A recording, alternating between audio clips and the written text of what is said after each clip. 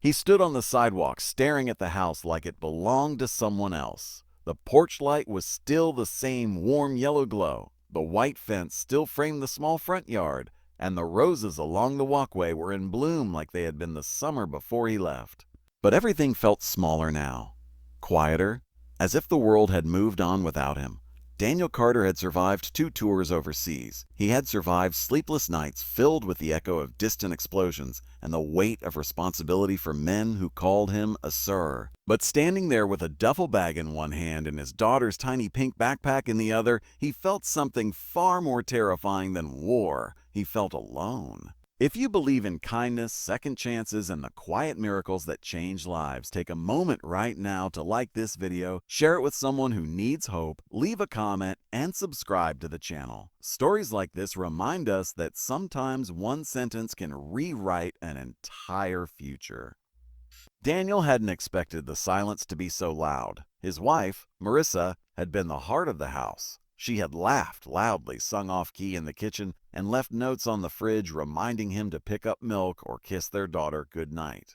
But 6 months before his return, a drunk driver had stolen her life in a matter of seconds. Daniel had received the news in a beige military office thousands of miles away. He hadn't cried at first. Soldiers don't cry in front of other soldiers. But that night in his bunk, staring at the metal ceiling, he had broken in a way he never had before. Now he was home, not as a husband, but as a widower. Not just as a soldier, but as a single father. His daughter Lily, barely 6 years old, stood beside him clutching her stuffed rabbit. She had been staying with Marissa's parents since the accident. Daniel had only seen her through shaky video calls and photographs emailed across time zones. She had grown taller. Her eyes looked older. The front door creaked open as he unlocked it. Dust floated in the afternoon sunlight like memories suspended in air. The house smelled faintly of lavender and something else, emptiness. The first weeks were chaos wrapped in exhaustion.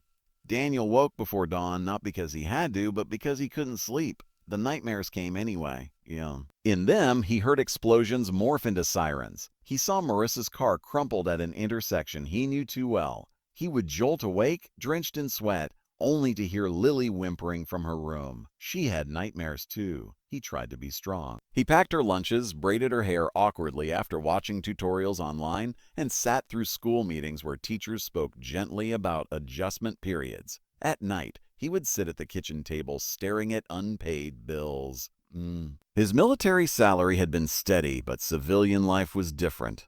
There were forms to fill out, jobs to apply for, interviews that ended with polite smiles and promises to get back to you.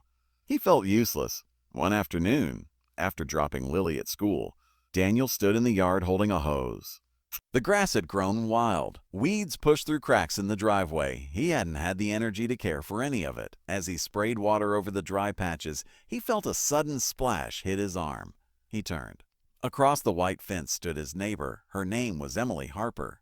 She had moved in shortly before his first deployment, and he remembered her only vaguely. A friendly wave, a quick introduction, a plate of cookies Marissa had insisted they deliver. But now she stood there in a light blue summer dress, blonde hair catching the sunlight, a garden hose in her hand as she laughed softly. She wasn't laughing at him. She was laughing like someone who hadn't forgotten how. He stiffened, unsure of how to respond. He hadn't spoken to anyone outside of official conversations in months. Emily stepped closer to the fence. Her smile faded into something more sincere, more careful. She looked at him not with pity, but with recognition, as if she understood something without him saying it. And then she said the sentence that would change everything. "You don't have to do this alone anymore." It was simple, almost ordinary. But to Daniel, it felt like a door cracking open in a room he had believed was permanently sealed. He didn't know what to say. He hadn't realized how badly he needed someone to acknowledge the weight he was carrying, not to thank him for his service, not to admire his uniform, just to see him. He nodded stiffly and muttered something polite. But that night, her words echoed louder than the nightmares. Over the next few days, small things began to happen. A casserole appeared on his doorstep with a handwritten note that said, "In case cooking feels like too much tonight." Lily came home from school talking excitedly about how a Miss Emily had volunteered to help with the class garden project and promised to show them how to grow sunflowers. Oodalea. One Saturday morning, Daniel stepped outside to find that someone had trimmed the overgrown hedges along his fence. He knew who it was. At first, pride kept him distant. He had been trained to handle pressure, to solve problems under fire. Accepting help felt like admitting defeat. But he began to notice something else. Lily was laughing again. Not the forced, polite giggle she had used in front of adults, but the real, bubbling laughter that used to fill the house when Marissa chased her around the living room. One evening, Daniel found Lily sitting on the porch steps with Emily, both of them covered in dirt as they planted rose bushes along the fence. Lily was animated, explaining how her mom used to love roses. Emily listened carefully, asking questions, never interrupting. Daniel stood there for a long moment, watching. The ache in his chest didn't disappear, but it shifted. It became something warmer. Still, the struggle wasn't over. PTSD doesn't vanish because someone plants flowers. There were days when Daniel couldn't bring himself to leave the house. Days when the sound of fireworks sent him into a spiral. He avoided crowded places. He snapped at Lily once when she dropped a glass, and the shame afterward crushed him harder than any battlefield memory. That night, he sat alone on the porch, head in his hands. He felt like he was failing her.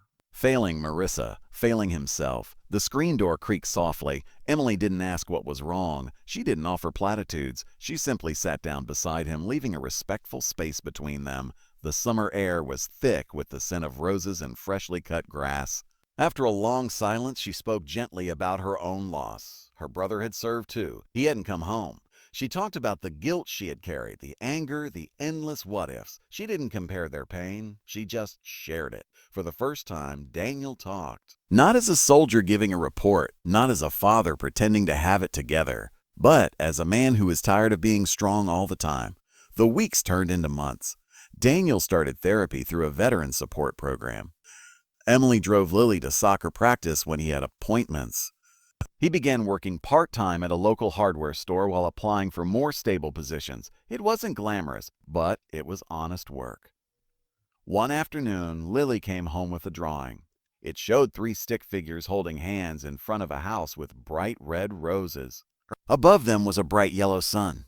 Daniel noticed something that made his breath catch. There were only 2 figures labeled a Daddy and Me. The third was labeled a Hope. He knelt beside her and asked what it meant. She told him hope was the person who makes things not feel so sad anymore. That night, Daniel stood by the fence again. The roses were blooming brighter than he remembered. Emily was watering her garden, just like that first afternoon. He walked over, this time not because he needed help, but because he wanted to say something he had been carrying in his heart. He told her that when she said he didn't have to do it alone, he hadn't believed her. He had thought loneliness was his punishment for surviving. But she had shown him that surviving meant something else. It meant he was still here, still capable of love, still capable of building a life for his daughter. Emily listened quietly, her eyes shining. Life didn't transform overnight. There were still hard days. There were anniversaries that reopened wounds and quiet moments that brought tears. But now those moments were shared. There were dinners on the porch. There were movie nights where Lily fell asleep between them. There were conversations about the future that no longer felt impossible. Daniel eventually secured a stable job with a local security firm that valued his experience. The house felt less like a museum of grief and more like a home again. On the anniversary of Marissa's passing, Daniel and Lily planted a new rose bush together. Emily stood a little distance away, giving them space. Daniel realized something profound in that moment. Moving forward didn't mean leaving the past behind. It meant carrying it differently. Before we reach the end of this story, I want to ask you something special. If this journey has touched your heart in any way, please comment the word hope below. Let's fill this space with reminders that even in our darkest seasons, light can find us. A year after Daniel returned from war, the house no longer felt silent. It echoed with laughter again. Lily's drawings covered the fridge. The roses along the fence bloomed wildly, spilling color into both yards as if they refused to respect boundaries. One evening, as the sun dipped below the horizon, Daniel sat on the porch with Lily asleep against his shoulder. Emily stood nearby, watching the sky turn shades of orange and pink. He thought back to the day he had stood on the sidewalk, convinced he was stepping into a life defined by loss. He had believed his story was one of survival and sorrow, but it had become something else. It had become a story about community, about vulnerability, about a single sentence spoken at the right moment. You don't have to do this alone anymore. And he didn't. If this story moved you, if it reminded you of someone who needs a second chance or a simple act of kindness, please like this video, share it with someone you love, and subscribe to the channel. Your support helps these stories reach hearts that might be standing on their own sidewalks, feeling alone, because sometimes the smallest words can rebuild what war and tragedy tried to destroy. And sometimes hope lies just beyond the fence. The first winter after Daniel Carter returned home settled over the neighborhood like a quiet test of endurance. The roses along the white fence had withered, their petals surrendering to frost, and the once bright lawn turned pale beneath thin sheets of morning ice. From a distance, the house looked peaceful again, almost storybook perfect. But inside, healing was still a work in progress. Grief does not follow a calendar. The holidays approached with a kind of quiet dread Daniel hadn't expected. Christmas had always belonged to Marissa, so she had been the one who filled the house with cinnamon candles, hung stockings slightly crooked on purpose, and insisted on driving around town just to see other people's lights. Now, as December crept closer, Daniel felt the old tightness in his chest return. He wanted to make it magical for Lily. He just didn't know how. One evening, he stood in the garage staring at a dusty box labeled decorations. He opened it slowly. Inside were ornaments Marissa had collected over the years. Tiny wooden soldiers, glittering snowflakes, and a fragile glass angel that had once belonged to her grandmother. Daniel picked up the angel and felt his throat close. He wasn't sure if he was ready for this. That was when he heard laughter outside. Not just Lily's laughter, but Emily's too. He stepped into the yard and saw them building something lopsided in the thin layer of snow. It looked more like a snow mound than a snowman, but Lily was beaming, her cheeks red from the cold. Emily was pretending to negotiate with the snow creation, insisting it needed a carrot nose to approve the design. For a moment, Daniel didn't join them. He simply watched. There had been a time, not long ago, when he believed joy was something he had forfeited. That smiling too much would somehow dishonor the pain he carried. But watching his daughter's happiness glow against the gray sky, he understood something deeper. Joy wasn't betrayal, it was survival. He walked over, kneeling in the snow to help them shape the crooked snowman. Lily shrieked when he playfully dusted snow onto her hat. Emily glanced at him, and there was that same look again, the one that didn't pity him, didn't idolize him, just saw him. And that night, Daniel opened the box of decorations. He didn't do it alone. Emily helped string lights across the porch while Lily handed up tangled cords like precious treasure. They burned cookies. They laughed at their own terrible singing. And when Daniel hung the fragile glass angel on the tree, he didn't feel shattered. He felt steady. But healing is never a straight line. A few days before Christmas, Daniel received a call that pulled him back into old shadows. A former soldier from his unit had taken his own life. The news hit like an invisible explosion. Survivor's guilt surged through him, raw and suffocating. Why him? Why not me? The questions returned with brutal clarity. That night, the nightmares came back stronger. Daniel woke before dawn, heart racing, hands trembling. He sat at the edge of the bed, staring at the darkness. He thought about how easy it would be to retreat again, to shut down, to carry it alone. But then he heard soft footsteps in the hallway. Lily! She stood in the doorway, clutching her stuffed rabbit, her eyes sleepy, but worried. She didn't ask questions. She simply climbed into his lap like she had when she was smaller, pressing her cheek against his chest. And something inside him broke, but this time, not in despair. He realized that strength didn't mean silence, it meant staying. Later that morning, Emily knocked gently on the door. She must have sensed something. She didn't come with advice. She came with coffee and quiet presence. Daniel told her about his friend. He told her about the guilt, the anger, the fear that he would never fully escape the war inside his mind. Emily listened without interruption. Then she said something else that would stay with him forever. You survived for a reason. Maybe it wasn't just to come home. Maybe it was to help others come home too. The words settled deep. In the weeks that followed, Daniel made a decision that scared him almost as much as his first deployment. He began volunteering at a local veteran support center. At first, he just showed up and listened. He sat in folding chairs under fluorescent lights while men and women shared stories they had buried for years. He didn't try to fix them, he simply understood them. And in understanding others, he slowly understood himself. Lily noticed the difference. Her father laughed more easily now. So, he still had hard days, but he no longer hid them. When fireworks startled him on New Year's Eve, he explained why instead of pretending he was fine. Lily would hold his hand, just like he held hers crossing the street. The seasons changed again. Spring returned to the neighborhood with stubborn determination. The rose bushes along the fence began to bloom once more, their red petals bright against the fresh green leaves. Daniel found himself spending more time outside, working in the garden, not because he had to, but because he wanted to. One afternoon, he received a call he hadn't expected. A full-time position had opened at the Veterans Center, Community Outreach Coordinator. They wanted someone who understood both the military world and civilian transition. Someone who could speak honestly about the darkness without losing sight of the light. They wanted him. When he hung up the phone, he stood in the yard staring at the roses again. A year ago, he had felt like those flowers, cut down, struggling to survive. Now he felt rooted. He walked next door. Emily was trimming the hedges, sunlight dancing in her hair. Daniel felt his heart beat faster, not with fear this time, but with possibility. He told her about the job, about how terrified and excited he felt all at once. She didn't hesitate. She hugged him.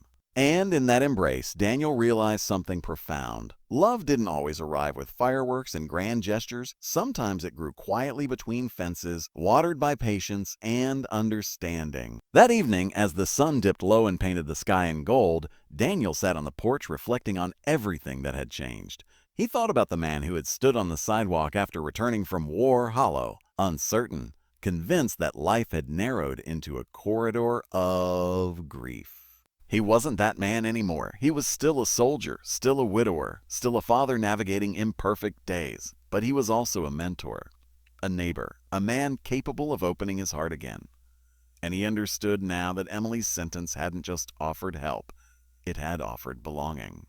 The following weekend, Daniel organized a small neighborhood gathering in the yard. Nothing extravagant, just folding chairs, lemonade, and the smell of burgers on the grill. Veterans from the support center came. Neighbors brought homemade dessert. Children ran across the grass, their laughter echoing into the evening. Lily tugged on Daniel's sleeve and pointed toward the fence where roses from both yards intertwined so completely it was impossible to tell which bush belonged to whom. "Oh, they're friends," she said proudly. Daniel smiled. Maybe that was the secret all along. Not independence, interdependence. Not pretending we don't need anyone, but daring to accept when someone says we don't have to do it alone.